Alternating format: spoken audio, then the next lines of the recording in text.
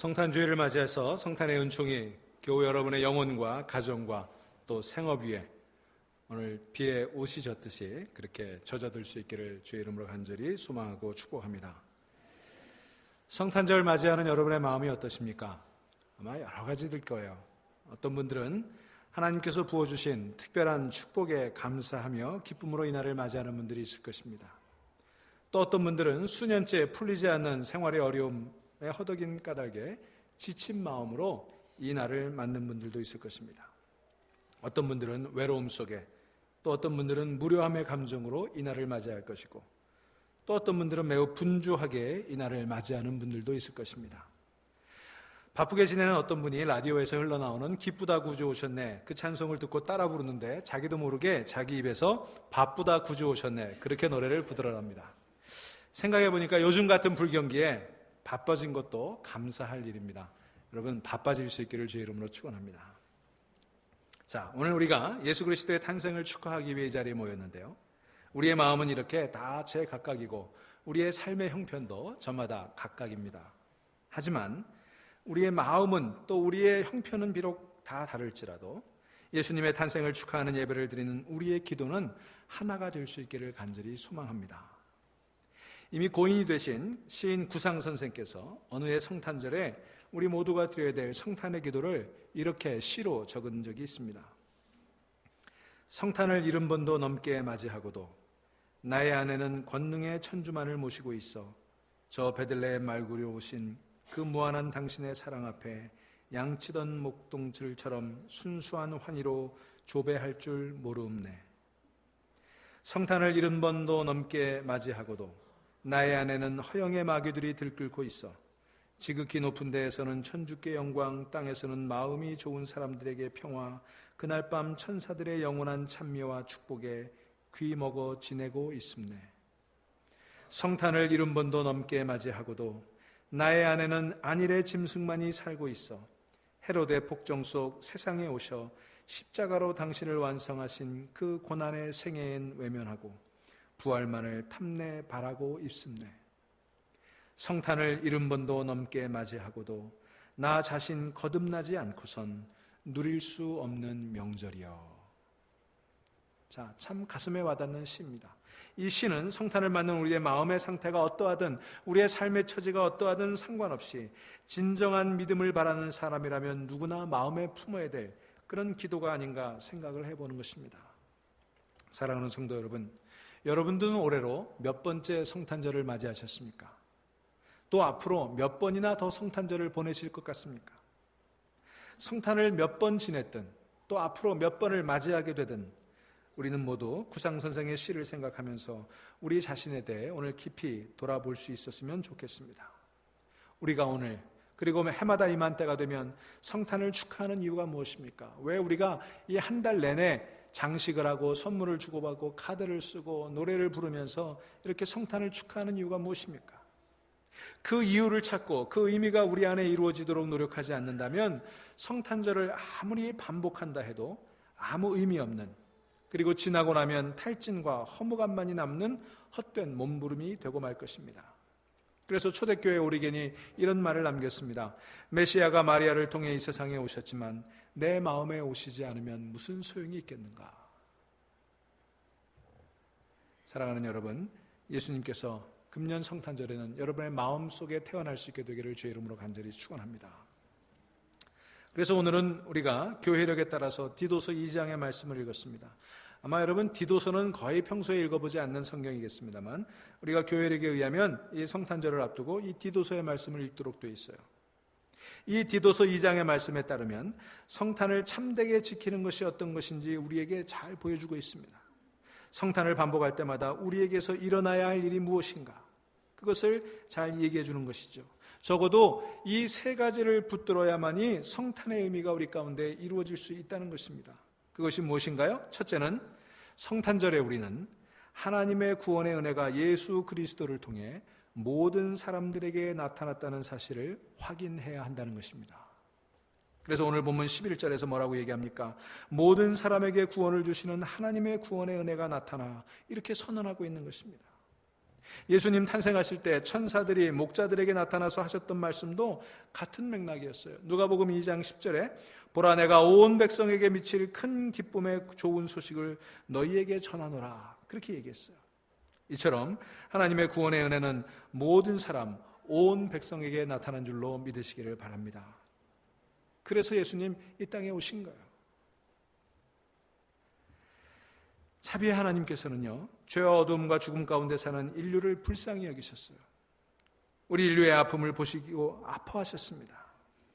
제가 지난주에 설교했던 것처럼 어미가 태중에 있는 아이를 생각하듯 마치 창자가 꼬이는 듯한 그런 아픔을 느끼듯이 그렇게 우리 인간을 보시며 안타까워하셨습니다. 2000년 전 베들레헴의 어느 짐승우리에서 태어난 그 아기는 하나님의 자비와 은혜로 인해 우리에게 주어진 구원의 선물이었습니다. 그 구원의 선물이 모든 사람들에게 나타났습니다. 하나님의 구원의 은혜에서 벗어난 사람이 아무도 없습니다. 우리가 잘 아는 요한복음 3장 16절은 이렇게 말씀합니다. 하나님이 세상을 이처럼 사랑하사 독생자를 주셨으니 이는 그를 믿는 자마다 멸망하지 않고 영생을 얻게 하려 하심이라. 이 구절에 담긴 뜻을 풀어서 다시 번역하면 이렇게 번역할 수 있을 것입니다. 하나님께서 외아들을 포기할 정도로 인류를 사랑하셨습니다. 그분의 사랑이 그렇게 크기 때문에 누구든지 예수 그리스도를 믿어 그분의 사랑을 받아들이면 차별 없이 다 구원을 받게 될 것입니다. 그런 뜻 아니겠습니까? 하나님의 구원의 은혜는 모든 사람들에게 나타났습니다. 그러므로 누구든지 그 은혜를 받을 수가 있고 또 받아야 되는 것입니다. 그런데 여러분, 중요한 것은 그 모든 사람 안에 나도 포함되어야 된다는 것이고 그 누구든지 안에 내가 있어야 된다는 거예요. 세상 모든 사람이 누구든지 다 구원을 받아도 그 속에 내가 없으면 그게 무슨 소용이 있겠습니까? 그래서 여러분, 성탄절은 This is for you, 여러분을 위한 여러분의 절기인 줄로 믿으시기를 바랍니다. 성탄 사건은 인류 전체를 위한 사건인 동시에 나에게 일어난 사건이어야 돼요. 예수님이 2000년 전에 오시든 지금 오시든 유대 땅에 오시든 어디에 오시든 내 안에 태어나시지 않으면 성탄절은 나와 아무 상관이 없는 거예요.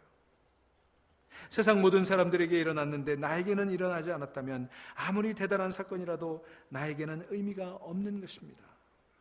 성탄절에 많은 사람들이 기쁘다 구주 오셨네, 만 백성 맞아라 이렇게 찬송하는데 정작 자신이 그 만 백성 속에 들어있지 않다면 얼마나 불행한 사람이겠습니까? 사랑하는 여러분, 그러므로 이 성탄절에 여러분 가운데 오시는 주님을 만나는 여러분 될 수 있기를 간절히 소망합니다.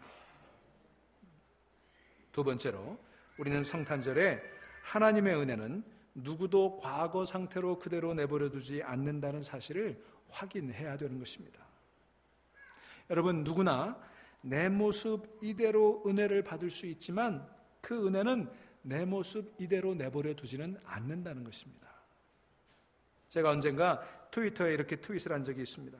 Jesus takes me just as I am, but never leaves me just as I am.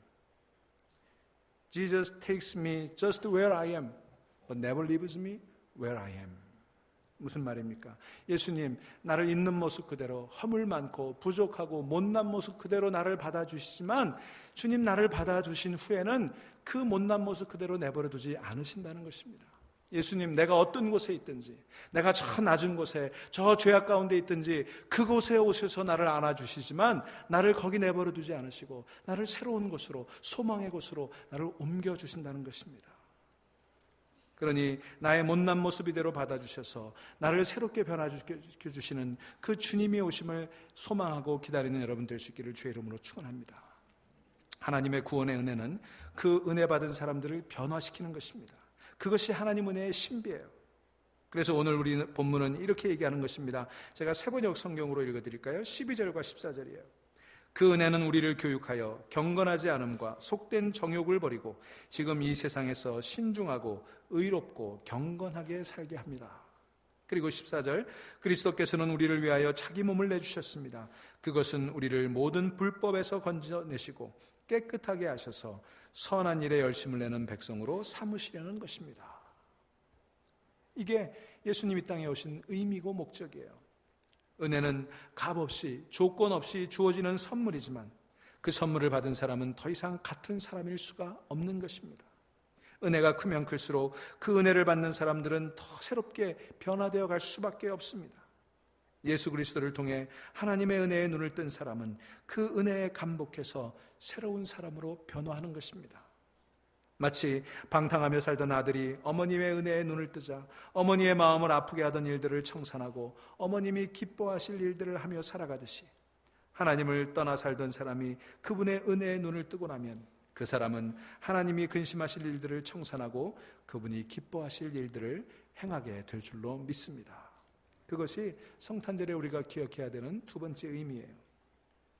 그리고 마지막 세 번째로, 성탄절에 우리는 예수 그리스도를 통해 우리가 체험하고 맛본 것보다 더 완전한 것이 올 것이라는 믿음을 새롭게 해야 된다는 것입니다. 그 소망을 더 뜨겁게 가져야 한다는 것입니다.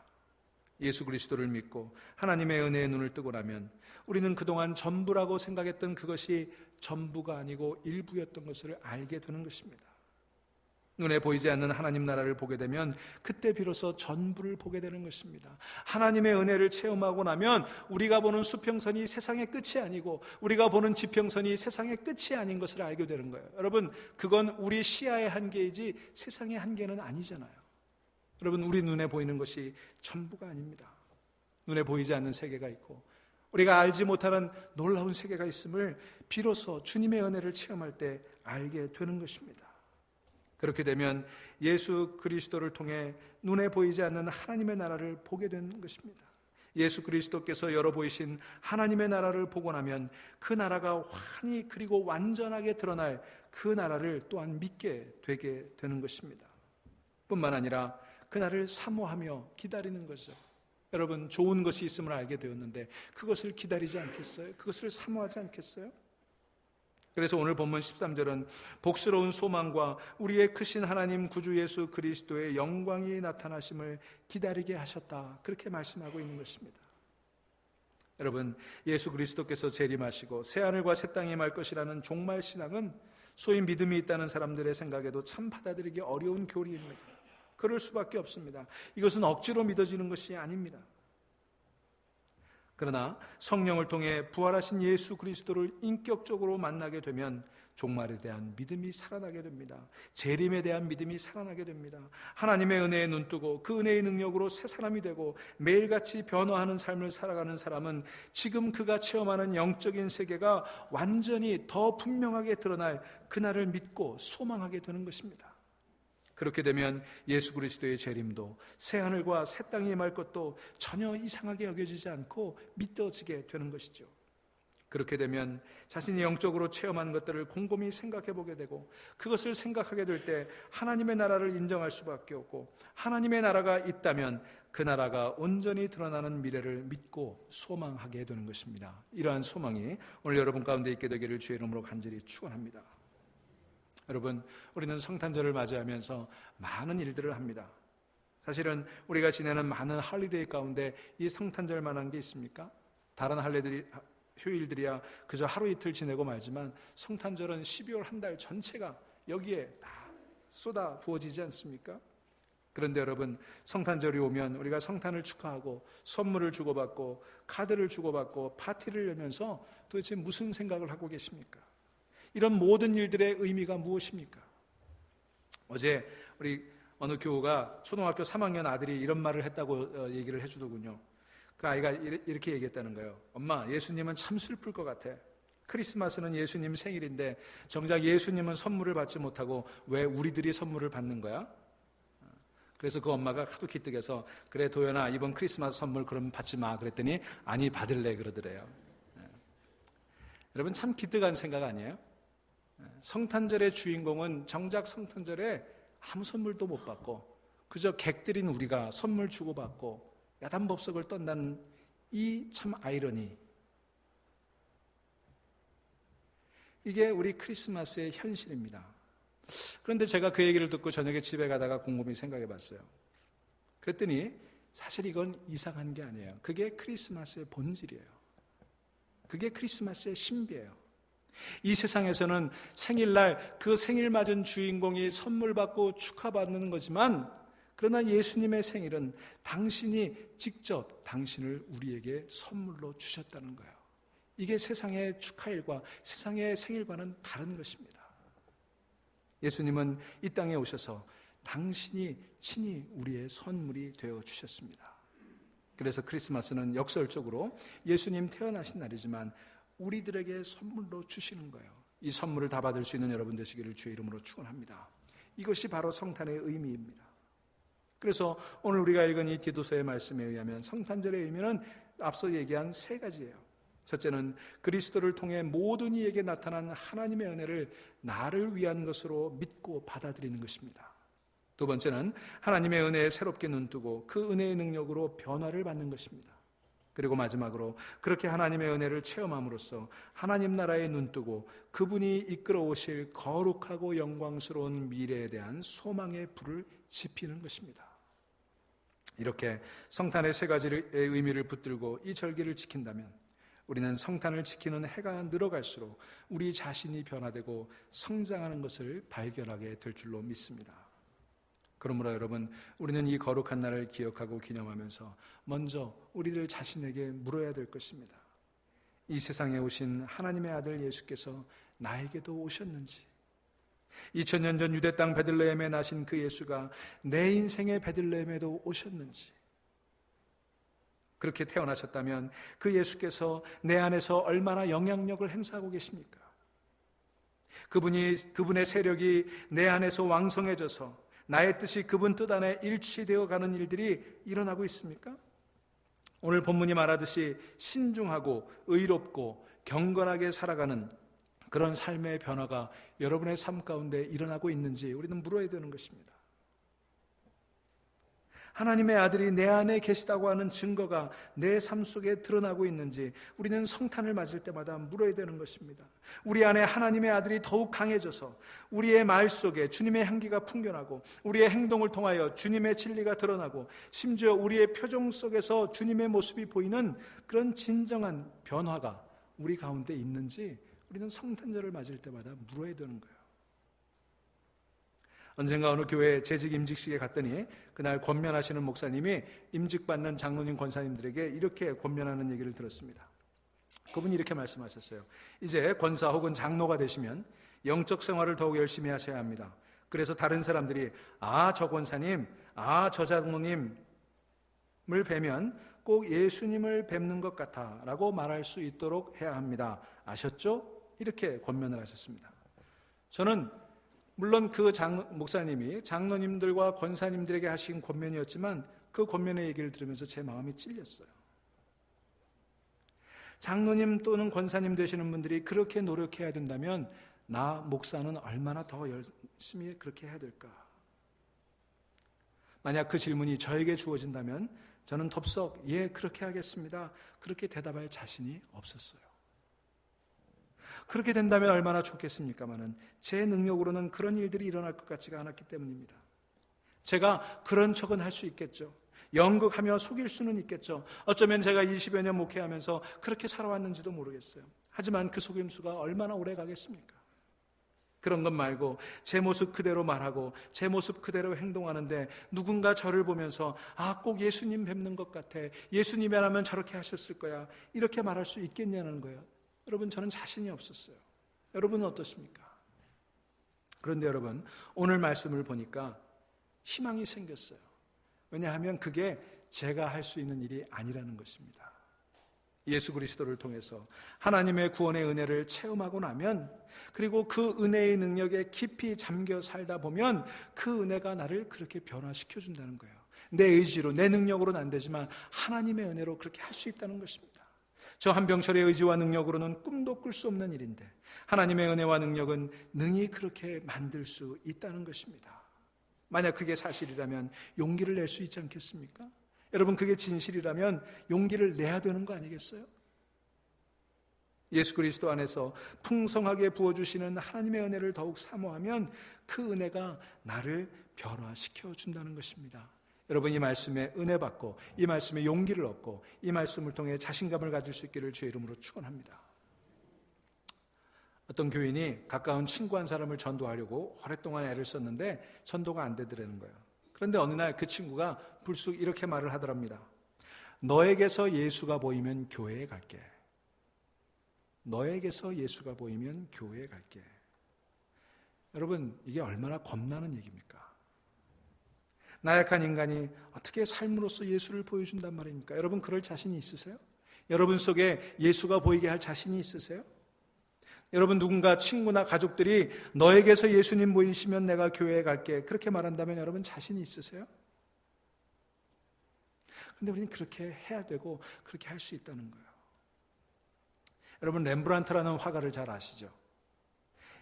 어느 날 언젠가 이 크리스찬 센츄리라고 하는 저널에 이 렘브란트와 예수님의 얼굴이라는 제목의 흥미로운 글이 실렸어요. Rembrandt and the Face of Jesus라고 하는 글인데요.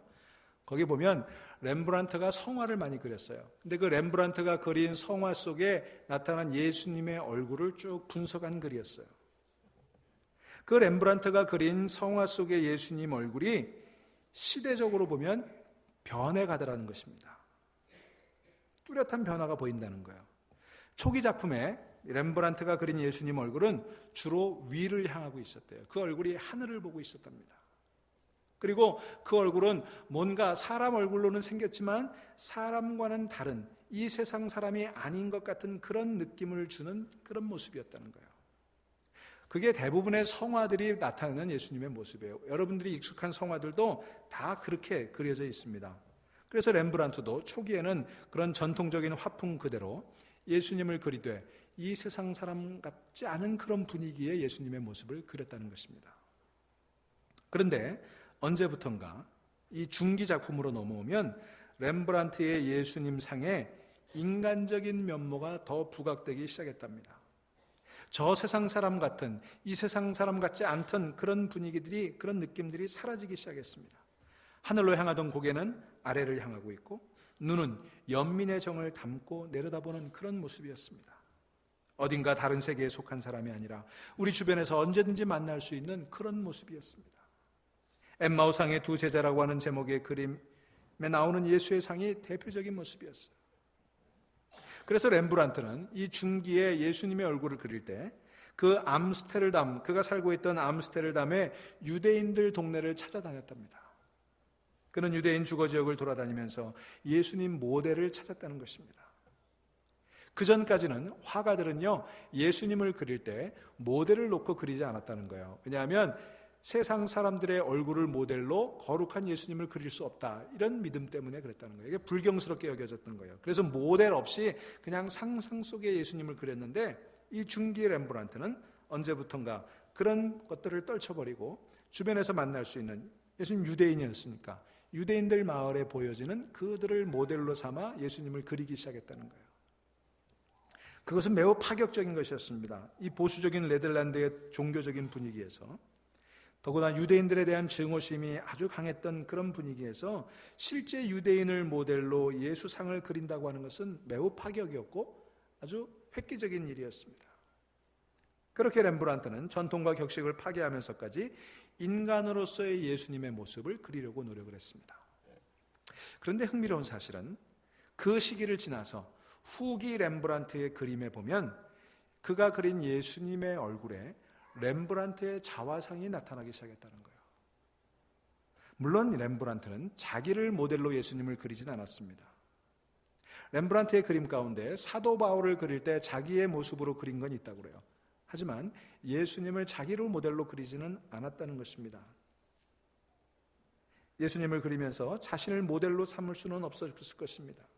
그런데 그렇다면 왜 그가 후기의 예수님을 그리면서 자기의 자화상처럼 그렸을까?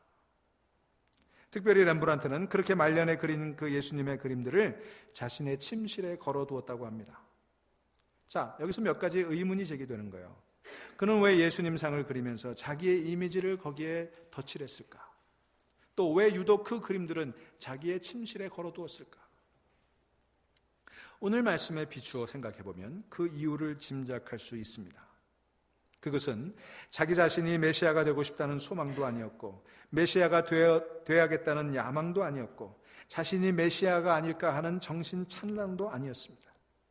그가 일평생 살아온 그의 궤적을 볼 때, 그의 인생의 궤적을 볼 때 그는 자신의 삶 속에 예수님의 모습이 나타나기를 소망했던 것입니다. 그는 단순히 예수를 믿고 죄 사함 받고 죽고 나서 천당 가는 것에 만족하지 않았어요. 그것을 넘어서서 그는 예수님처럼 자기가 변화되기를 소망했던 것입니다. 그의 표정에서 예수님이 보여지기를 기대했던 것입니다. 그의 마음과 예수님의 마음이 하나가 되어서 그의 말과 그의 행동과 그의 표정 속에 예수님이 드러나기를 바랬던 거예요. 그런 바람으로 그렇게 그림을 그렸던 것입니다. 사랑하는 여러분, 렘브란트의 그림처럼 여러분의 인생 가운데도 예수님의 모습이 여러분 가운데 나타나실 수 있기를 주의 이름으로 축원합니다. 우리가 잘 부르는 찬송가 420장 찬송이 있죠? 너 성결케 위해라고 하는 찬송인데요, 그 찬송가 2절 가사를 보시면 그 부분이 아주 참 감동적인 구절이 있어요. 이렇게 되어 있습니다. 너 성결케 위해 내 머리 숙여 저 은밀히 계신 내 주께 빌라. 주 사귀어 살면 주 닮으리니 널 보는 이마다 주 생각하리.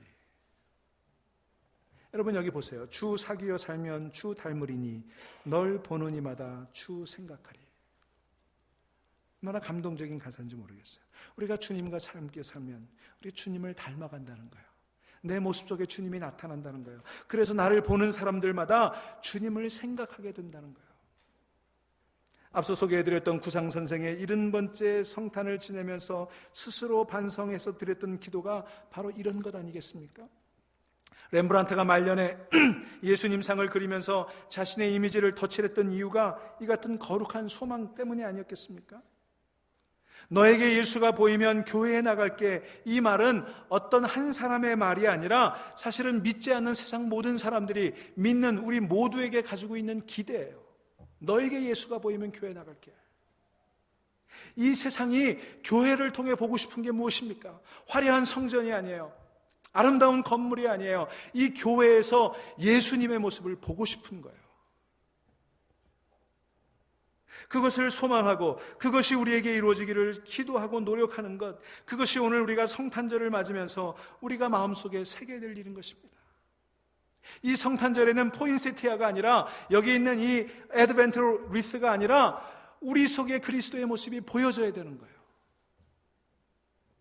예수 그리스도 안에서 나타난 하나님의 구원의 은혜가 내 삶 속에 임하도록 그분에게 우리 자신을 활짝 여는 것, 그리고 그 은혜가 나를 깊이 변화시키도록 나를 맡기는 것, 그리고 하나님의 나라가 환히 드러나는 날까지 그 변화가 지속되기를 소망하는 것, 그래서 나를 보는 사람들마다 주님을 생각하게 되는 것, 그것이 바로 오늘 성탄절을 맞이하는 우리가 날마다 기도드리고 소망해야 될 일이 아니겠습니까? 사랑하는 여러분, 2013년 성탄절을 지내는 저와 여러분 모두가 이와 같은 거룩한 소망을 품게 될 수 있기를 간절히 기도합니다. 올해뿐만 아니라 앞으로 몇 번 더 성탄절을 지낼지 모르지만 성탄을 지내는 횟수가 하나씩 더해질 때마다, 그때마다 예수 그리스도의 모습이 내 속에 나타나기를, 내 모습이 예수 그리스도의 모습으로 변화돼 가기를, 그래서 내 안에 나타난 하나님의 능력으로 인해 우리의 말과 우리의 행동과 우리의 표정에서 예수 그리스도가 보여질 수 있기를 그렇게 간절히 기도하는 오늘, 그리고 2013년 성탄절이 되기를 간절히 소망합니다. 우리 조용히 묵상하시면서 기도하겠습니다.